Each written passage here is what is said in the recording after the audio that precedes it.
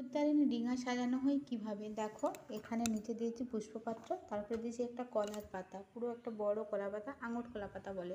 তারপরে দিয়েছি 13টা পান, এইরকমভাবে সাজিয়েছি। এইভাবে 13টা পান দিই। এবার আমি এখানে 13টা সুপুরি আছে, আমি 13টা সুপুরি এইভাবে দিয়ে দিচ্ছি। এইভাবে লুচিগুলো আমি 13টা লুচি, 12টা দিয়েছি, এখানে একটা দিয়ে দিলাম করে 13টা লুচি কিন্তু আমি দিয়ে দিলাম। এরপরে দিচ্ছি এই যে গুড় পিঠে বানিয়েছি, যেহেতু ঠাকুরের এই জন্য ছোট্ট ছোটো করে এরকমভাবে 13টা পিঠে বানিয়েছি, তো আমি এইভাবে একটা করে দিয়ে দিচ্ছি। তো দেখো এই রকম করে আমি এই যে 13টা এইভাবে গুনে গুনে 13টা গুড় পিঠা কিন্তু আমি দিয়ে দিয়েছি। তো নেক্সট টাইম দেবো বেসনের ফুলুরি, এটাও কিন্তু 13টাই দিতে হবে, সব ছোট্ট ছোটো করে বানিয়েছি। 13টা ফুলুরি আমি দিয়ে দিয়েছি। এবারে দিয়ে দেবো 13টা সুজির পিস। তো আমি দেখো এই রকম ছোট্ট ছোট্ট করে সুজির পিসগুলো বানিয়েছি, তো আমি এখানে এভাবে দিয়ে দিচ্ছি।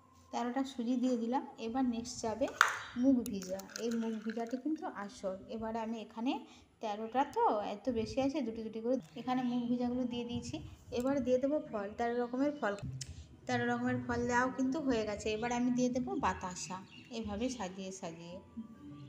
এবারে এলাচ লবঙ্গ দিচ্ছি, আমি ছোটো ছোটো তো সেই জন্য আমি কাগজের টুকরো করে দিয়ে দিচ্ছি। এবার দিয়ে দেবো এই সন্দেশগুলো, দেখো সন্দেশগুলো দিয়ে দিচ্ছি। এবারে আমি দিচ্ছি সেই মেন জিনিস, লাল সুতো, দুর্বা ঘষে বাঁধা লাল সুতো দেওয়া হয়ে গেছে। এবার দিয়ে দিলাম একটা গোটা ফল।